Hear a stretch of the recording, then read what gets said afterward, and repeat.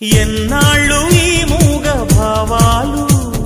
సెలయేటి తెరచాపలు నాలోని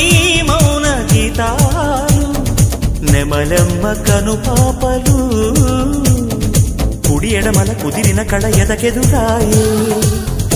ఉలి తగిలిన శిల మనసున సొద మొదలాయే ఈ సప్తవర్ణాల నా స్వప్న రాగాల పాటల్లో ప్రథమాక్షరి ఇది ప్రాణాల పంచాక్షరి